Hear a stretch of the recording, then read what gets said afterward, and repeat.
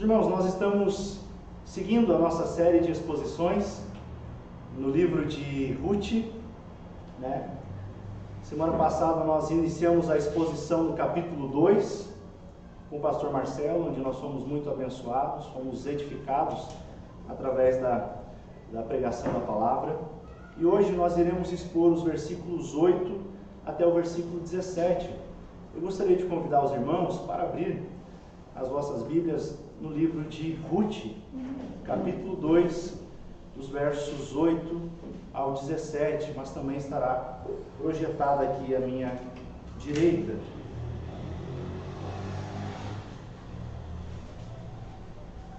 Livro de Ruth, capítulo 2, dá um tempinho para os irmãos encontrarem. Os irmãos que encontraram, digam amém. Amém. Amém. Então, passamos a leitura. Livro de Ruth,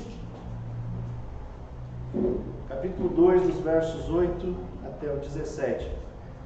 Então Boaz disse a Ruth: escuta, minha filha, não vás colher em outro campo, nem te afastes daqui, mas fica com as minhas servas.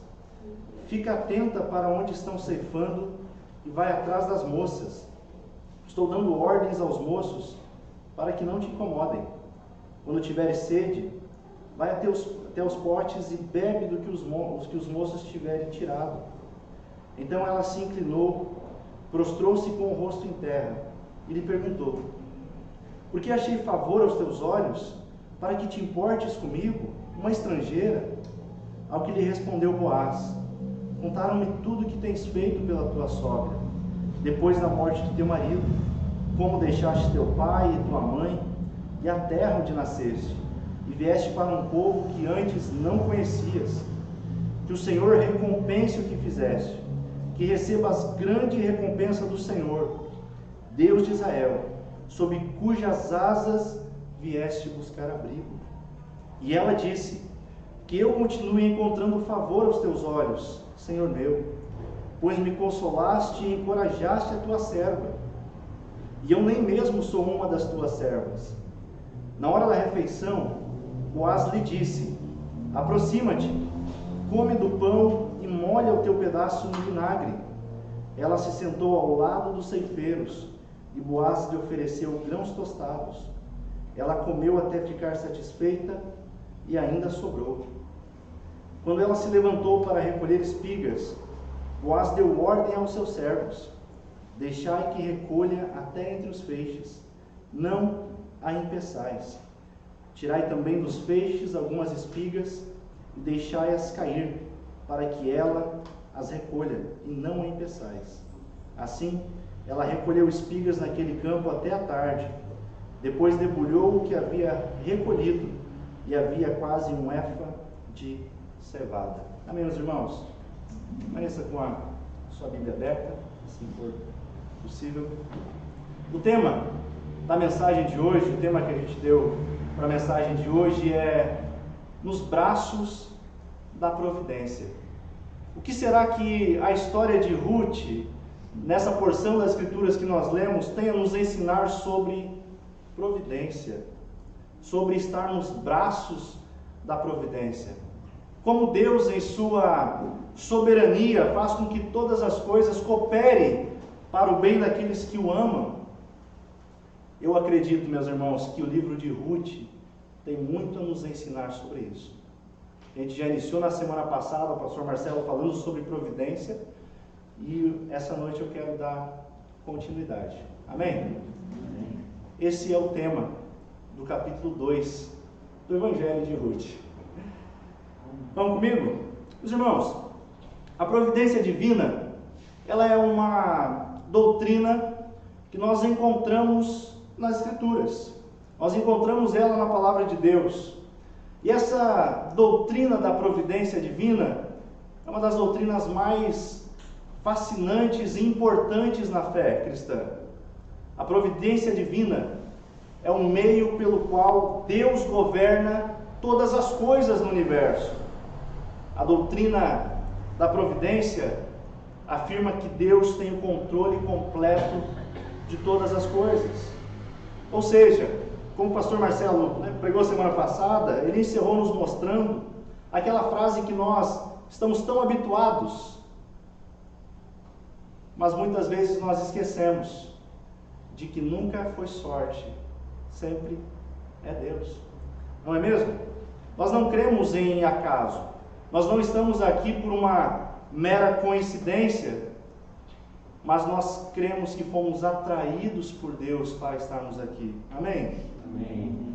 Então, para os puritanos, a providência divina, eles diziam que era Deus agindo como Deus, exercitando a sua preservação, eles dizem, seu governo e também a sua cooperação. E Joel Bick, comentando sobre os puritanos, ele diz, tudo isso que Deus faz, ele é guiado pela sua bondade paternal, de tal maneira que ele ordena todas as coisas para servir o conselho de sua própria vontade, para a sua glória e também para o bem do crente. Amém? Porém, falarmos que Deus está no controle de todas as coisas, muitas vezes está na ponta da língua, né? A gente passa por situações difíceis, nós vamos conversar com pessoas, as pessoas dizem, não, fica tranquilo, Deus está no controle. A gente ouve constantemente, inclusive nós falamos isso constantemente, a fim de aliviar, alguma situação que as pessoas enfrentam. Quando os problemas aparecem, quando a situação financeira fica complicada, quando a doença surge, muitas vezes a gente fala, não, Deus está no controle, mas é nesses momentos que muitas vezes a nossa confiança na providência divina é abalada. E conforme a gente viu, esperar na providência divina não é ficar sentado, mas é a fé em ação. Não espere sentado, mas haja, e Deus está agindo com providência. Mas tem um outro motivo, não são somente quando os problemas acontecem que nós esquecemos do braço protetor de Deus, da sua providência. Um outro motivo de nós nos esquecermos da providência divina é que entre as ideias que têm moldado a cultura está o secularismo. Constantemente a gente vê a fragmentação da vida. As pessoas dizendo, olha, Cristo é Senhor, mas Ele é só Senhor nessa área. A gente vê isso constantemente, não somente na religião, a gente vê isso no casamento.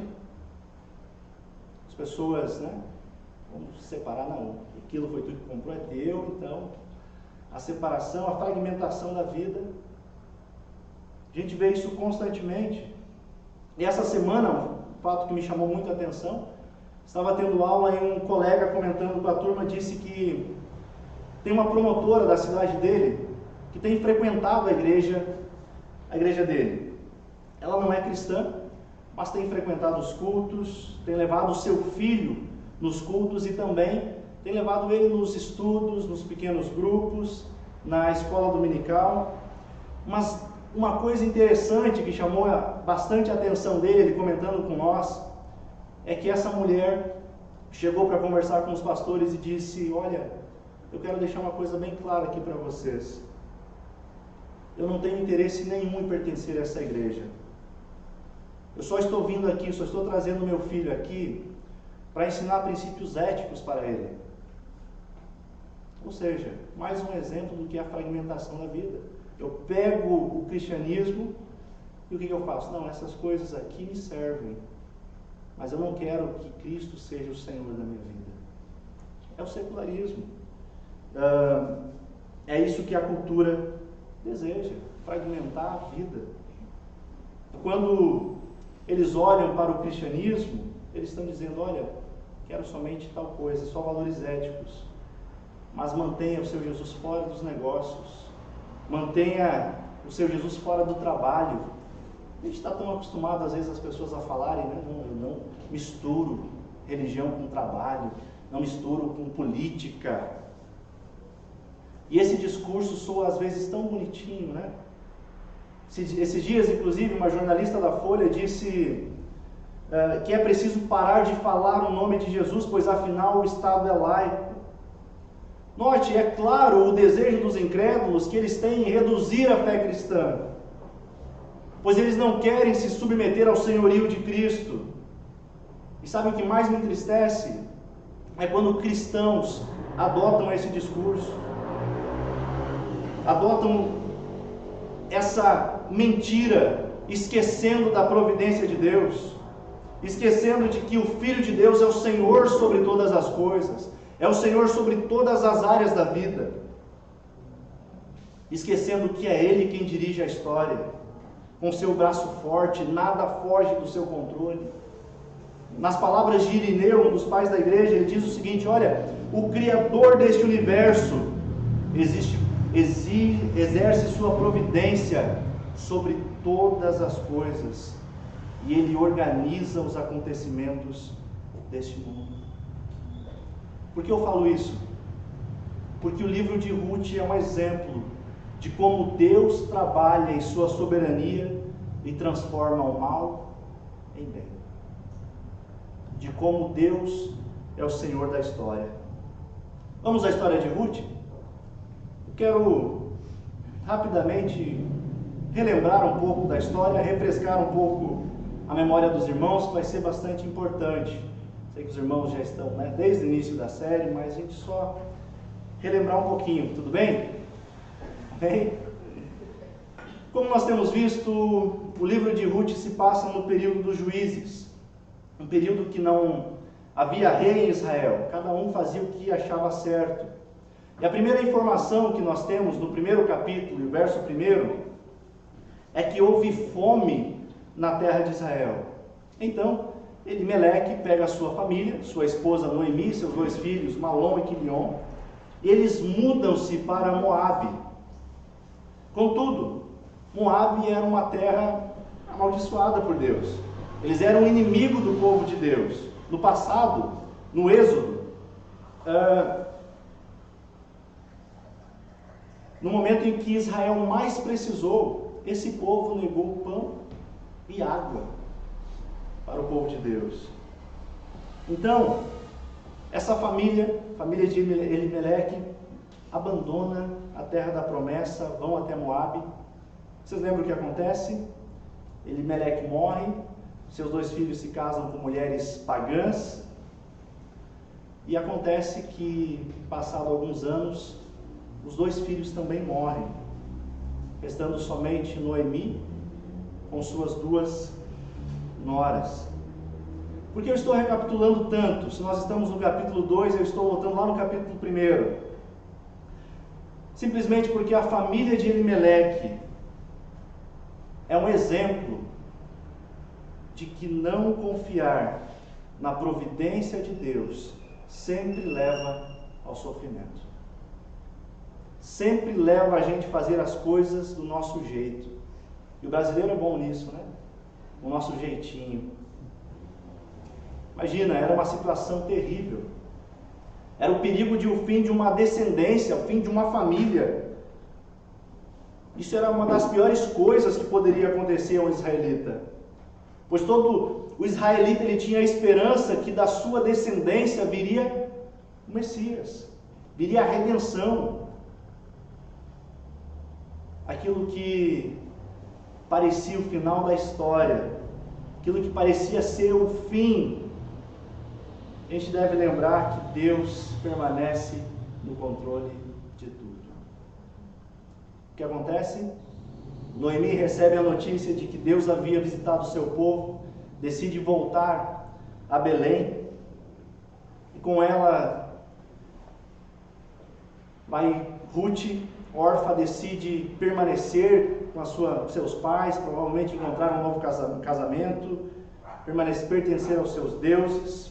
Somente Ruth vai com Noemi, e no final do capítulo 1, a gente vê as 2 mulheres, Noemi e Ruth, chegando de volta a Belém.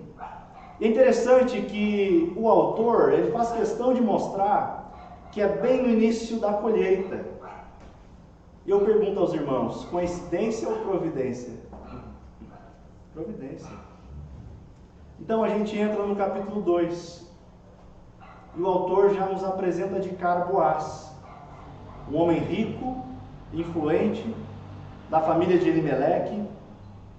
E logo de início, após essa pequena, rápida apresentação, o texto nos mostra que Ruth começa a trabalhar. Provavelmente, né, tinha fome, não tinha o que comer. Ela não está acomodada, ela não está esperando a provisão do alimento sentada. E ela vai recolher espigas no campo. E por coincidência, o autor está usando de certa ironia, os campos em que ela está recolhendo as espigas é justamente os campos de Boaz. Boaz chega até os campos e pergunta aos seus ceifeiros, quem é aquela moça? Os ceifeiros respondem a ele dizendo, olha, aquela moça é Ruth, a moabita, que veio com Noemi. E os ceifeiros falaram a Boaz que ela não parou de trabalhar, só fez um intervalinho. Enquanto Ruth está trabalhando no pesado, talvez sem expectativa alguma, há coisas acontecendo que ela nem imagina. E agora então a gente entra no texto que nós lemos. Você está com a sua Bíblia aberta? Os versículos 8 e 9, Boaz inicia uma conversa com Ruth. Ele deixa claro que ele quer que ela fique com a sua parte, na sua parte do campo, e garante a ela segurança, garante a ela proteção a Ruth. Desde o início do capítulo a gente vê que Boaz, ele é um homem de caráter, ele é um homem piedoso, ele é um homem de bastante posses, ele não é um homem avarento. Boaz é generoso. Note que, inclusive, quando ele vai falar com os ceifeiros, ele os trata bem, trata com dignidade, ele invoca as bênçãos do Senhor a eles.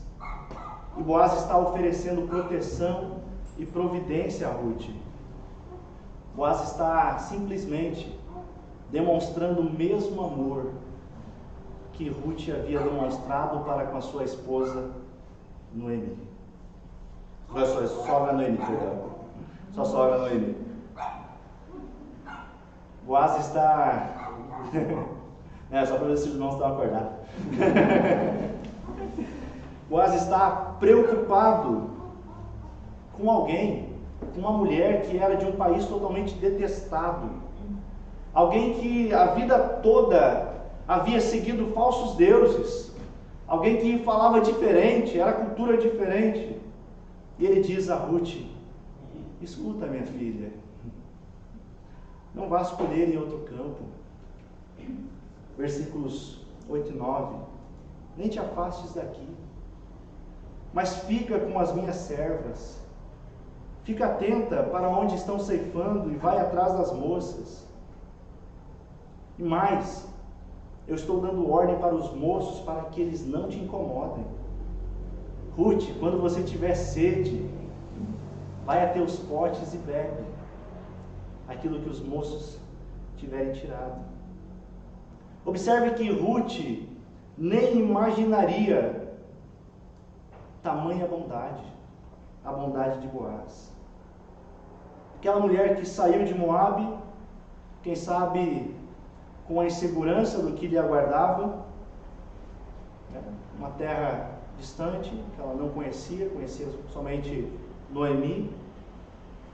Se nós olharmos para Ruth, humanamente falando, ela está desamparada. Paul Miller explica que a situação de Ruth, ele diz o seguinte: olha, Ruth, ela não tinha um protetor. Seu marido havia falecido, ela estava sexualmente vulnerável, sem dinheiro, financeiramente destituída, sem amigos, apenas com Noemi, fora do seu país. Ela está totalmente vulnerável. E ela está trabalhando pesado. Note que em nenhum momento nós vamos encontrar murmuração de Ruth. A gente encontra de Noemi, mas de Ruth em nenhum momento. Eu pergunto a vocês, como crer na providência de Deus em uma situação como essa? Como crer? Mas o interessante é que Deus está agindo. Meu irmão, minha irmã, Deus sabe a situação da sua vida, da sua família, do seu pecado que ninguém mais sabe, do sofrimento que só você conhece. A boa notícia é que Deus está trabalhando na sua vida. É que Deus está operando, porque Ele é soberano, Ele é Senhor sobre as nossas vidas. Então, Ruth, diante de tamanha bondade, diante desse favor imerecido que Boaz está oferecendo a ela, ela responde. Versículo 10. Ela se lança ao chão. A atitude, primeiro, antes dela responder a Boaz, é uma atitude de reverência com aquele homem. O texto está indicando uma expressão física de reverência, de temor, de gratidão por Boaz. Então ela, com o rosto no chão, olha a humildade de Ruth. Ela pergunta a Boaz: por que achei favor aos teus olhos, para que te importes comigo, uma estrangeira? Que humildade de Ruth. Em perguntar a Boaz: por que achei favor aos teus olhos? E a pergunta que Ruth faz a Boaz é a pergunta que nós fazemos a Deus: por que, Senhor, me favoreces? Por que o Senhor é tão bom e misericordioso comigo? Porque nós não sabemos que não fizemos nada para ganhar o favor de Deus, não fizemos nada para merecer essa posição que nós temos de filhos. A graça de Deus nos faz humildes, porque nós sabemos que não a merecemos. E Ruth está entendendo bem isso. Boaz, nos versículos 11 e 12, responde Ruth novamente. Boaz diz que não está fazendo a Ruth com segundas intenções, por interesse, por ela, quem sabe, ser atraente fisicamente. Mas o que Boaz responde a Ruth é que ele percebeu a lealdade daquela mulher. Olhe comigo o versículo 11.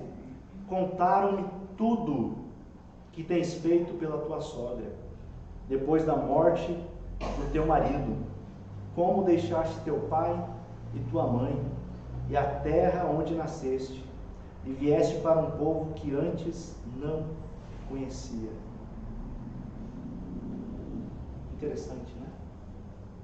A linguagem que Boaz está usando é a mesma que a gente encontra em Gênesis 12, onde Abraão recebe o mandamento de deixar para trás a sua terra, a terra de seu pai e de sua mãe, e partir para um lugar estranho, que é a terra da promessa. Boaz, com isso, está mostrando que Ruth, a moabita, tem a fé de Abraão. Assim como Abraão, Ruth deixou a terra de seu pai, sua mãe, para ir a esse lugar estranho, por causa da providência de Deus. Meus irmãos, muitas vezes Deus nos leva por caminhos que nós desconhecemos. Mas não se assuste, é a providência de Deus. É Deus quem está direcionando os nossos passos para cumprir o seu bom propósito. Uma história maravilhosa. Boaz continua dizendo no versículo 12, aquela mulher: que o Senhor recompense o que você fizer, o que você fez. Que você receba a grande recompensa do Senhor, o Deus de Israel. Por quê? Porque sob cujas asas, debaixo do braço providencial de Deus, você veio buscar abrigo. Ruth não sabe, mas ela está nos braços da providência. Ruth foi buscar proteção debaixo do cuidado do Deus de Israel.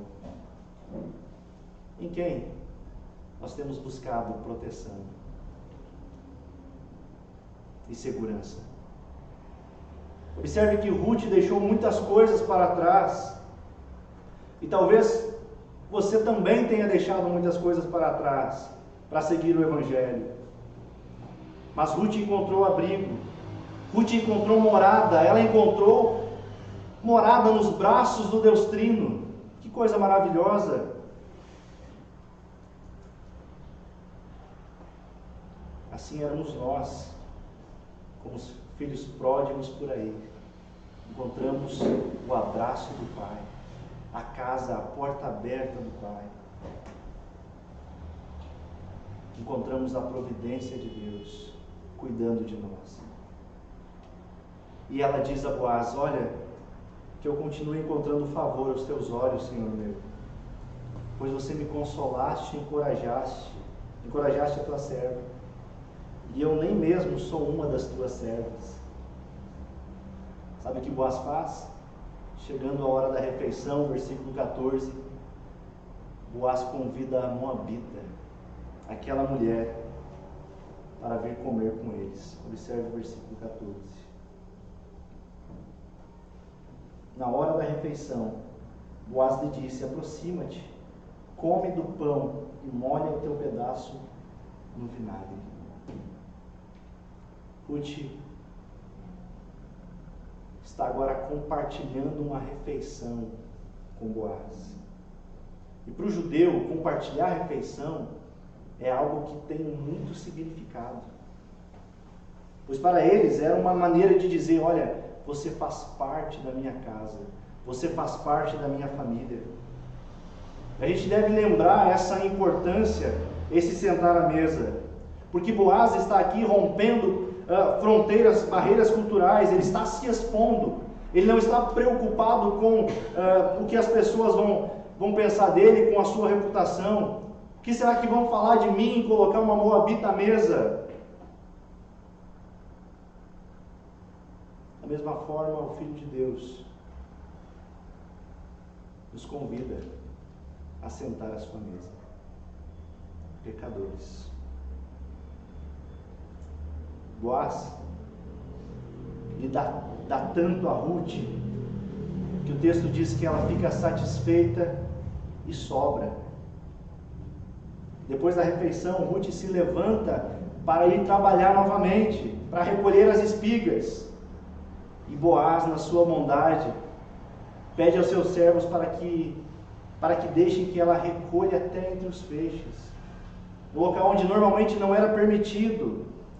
E ainda mais, eles deveriam pegar algumas espigas dos feixes e deixar cair de forma intencional, proposital.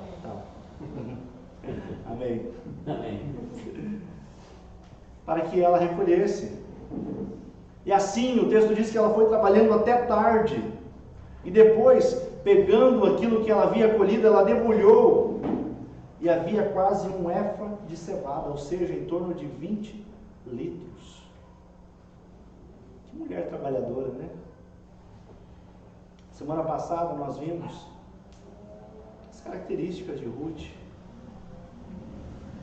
E agora nós estamos vendo a provisão de Deus enviar Boaz na vida de Ruth. Amém? Observe esse texto que meditamos, que vimos ele. A gente vê claramente como Deus é bondoso, como Ruth ela foi envolvida nos braços da providência divina.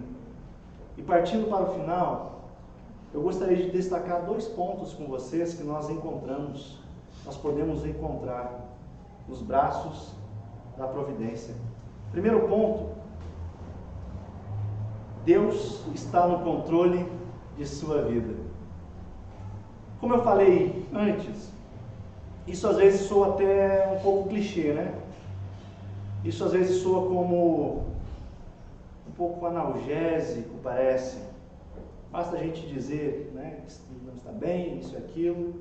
As pessoas olham e dizem: não, mas Deus está no controle de tudo. Acontece, nós também, volta e meia falamos isso, nós esquecemos que Deus de fato está no controle da nossa vida. Mas o que nós estamos vendo, a vida de Ruth, é Deus nos mostrando, nos fazendo lembrar que aquela mulher que não tinha esperança alguma, aquela mulher que não tinha expectativa alguma de futuro, Deus está cuidando em coisas que ela nem imaginava. Deus está cuidando de Ruth com sua providência. Por que a gente se preocupa tanto? Meus irmãos, em Mateus capítulo 6, Jesus pede para que seus discípulos observem as aves dos céus, as plantas, e diz: olha, as aves, elas não semeiam, não colhem, elas não juntam em celeiros, mas o que acontece? O Pai Celestial as alimenta. Ei, olhem os lírios dos campos, como eles crescem. Observe que Ele cuida até mesmo das aves, das plantas. E eu pergunto a vocês, como Ele poderia deixar de cuidar daqueles que são feitos à sua própria imagem e semelhança?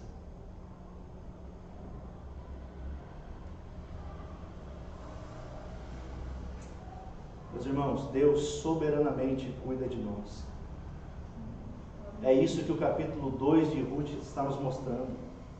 A responsabilidade de Ruth ao trabalhar, se esforçar, não esperar as coisas caírem do céu. A gente está vendo tudo isso, a sua responsabilidade, os seus afazeres. Mas não é somente a responsabilidade humana que a gente vê. Nós vemos também a providência de Deus agindo na história. Deus fazendo com que os seus planos se cumpram. Amém? E a providência divina, ela é tão bela, mas por vezes ela é tão difícil da gente entender. Sabe por quê? Porque é belo a gente saber que tem um Deus que governa o mundo. É tão bom a gente saber que tem um Deus que controla a história, que governa a história. É ou não é? Mas o difícil é a gente entender que Deus é soberano, que Deus trabalha com providência quando a doença vem, quando o dinheiro falta, quando as crises nos relacionamentos aparecem. O difícil de crer na providência de Deus é quando a vida nos golpeia, não é mesmo? Mas a verdade que Ruth nos ensina é que Deus não governa todas as coisas, mas Ele também faz com que todas as coisas cooperem para o bem daqueles que são chamados segundo o seu propósito. Nós não acreditamos em um Deus que criou o mundo, estabeleceu as leis naturais e deixou o mundo ao acaso. Embora haja um crescimento nesses últimos tempos daquilo que é chamado de teísmo aberto, em que eles dizem que Deus criou o universo, mas Ele está numa esfera acima, Ele deixou as leis naturais funcionando, ou seja, Deus apenas ligou o reloginho ali, deixou funcionando, e assim está. Muita gente defendendo isso, mas esse não é o Deus das Escrituras. O Deus das Escrituras é o Deus que controla o universo, é o Deus quem nunca nos deixou desassistidos, é o Deus que nos chama de filhos. Amém? Amém. É o Deus que governa todas as coisas. Meus irmãos, o segundo ponto que eu gostaria de destacar com vocês é a provisão de Boaz. O que a provisão de Boaz com Ruth tem a ver com a gente? O quão importante foi esse homem para Ruth e também para nós? A gente vai ver nas pregações seguintes, mas eu já posso dar um pequeno spoiler. Sabe o que é a provisão de Boaz? É a provisão de Deus para nós. Como assim? Vocês lembram que no início da mensagem eu recapitulei desde o primeiro capítulo, o primeiro versículo? Sabe por quê? Porque as ações de Boaz com Ruth são tipologias da obra de Cristo como nosso resgatador. Elimeleque, marido de Noemi, é um tipo de primeiro Adão. Elimeleque, ele abandonou a terra da promessa, e as consequências do pecado foi a morte.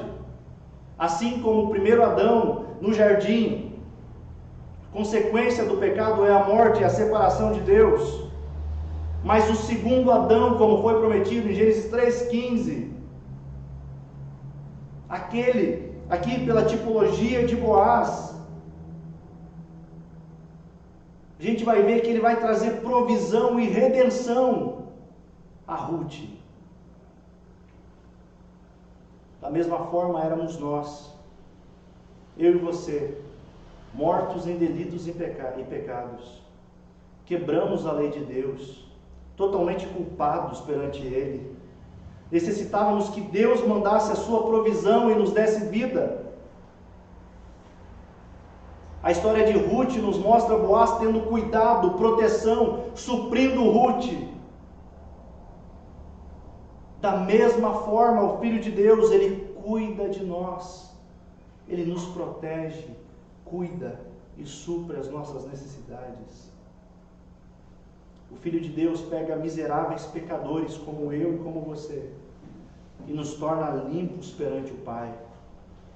Assim como Boaz fez com Ruth, o Filho de Deus nos convida para o banquete na sua mesa. Que maravilha! Meus irmãos, mesmo quando a gente não entende a sua providência, nós não devemos esquecer que Deus preparou, segue preparando várias coisas que aos olhos humanos parecem acaso, mas é a providência divina agindo em favor daqueles que são seus. Muitas vezes nós não sabemos o que Deus está fazendo, mas o que nós sabemos é que Ele nos ama ao ponto de nos enviar o seu Filho sem pecado para salvar pecadores, homens maus. O interessante é que, além de nos salvar, Ele nos chama a fazer parte da sua obra. Que maravilha! Se até então a presença de Deus estava relacionada a Israel, voltada a Israel, na linhagem de Jesus, nós vamos encontrar pessoas fora da terra da promessa.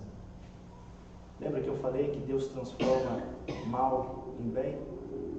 É isso que Deus está fazendo com Ruth.